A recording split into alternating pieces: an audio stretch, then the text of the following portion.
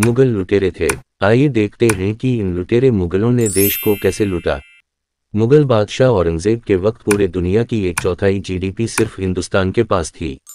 जो हैसियत आज अमेरिका की है उससे कहीं ज्यादा उस वक्त हिंदुस्तान की हैसियत पूरे दुनिया में थी। अकबर के शासनकाल में हिंदुस्तान का घरेलू उत्पाद ब्रिटेन की महारानी एलिजाबेथ के साम्राज्य से कई गुना बेहतर था। आर्थिक इतिहासकार एंगस मैडिसन के मुताबिक मुगलकालीन भारत का प्रति व्यक्ति उत्पादन पर कैपिटा आउटपुट उस समय के इंग्लैंड और फ्रांस से बेहतर थी।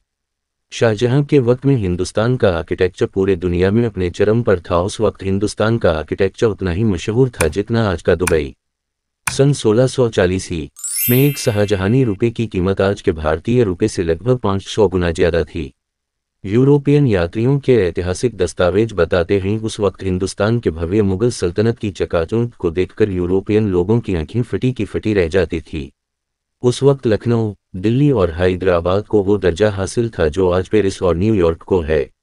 1947 के बाद सिर्फ हैदराबाद रियासत के निज़ाम के पास अपने आखिरी वक्त जबकि सब कुछ लूट चुका था तब भी उनके पास हिंदुस्तान की पूरे जीडीपी 4 गुना दौलत थी। अपनी इस दौलत को हैदराबाद के आखिरी निज़ाम ने देश हित पाकिस्तान से युद्ध के समय में तत्कालीन प्रधानमंत्री लाल बहादुर शास्त्री को सौंप दी थी। कई कुंतल सोना हैदराबाद एयरपोर्ट से प्लेन में भर कर ले जाया गया। ये बादशाह भी अजीब लुटेरे थे जो सारा माल दौलत शान व सुकटा से खड़ा वो लाल किला, ताजमहल सब छोड़कर चले गए।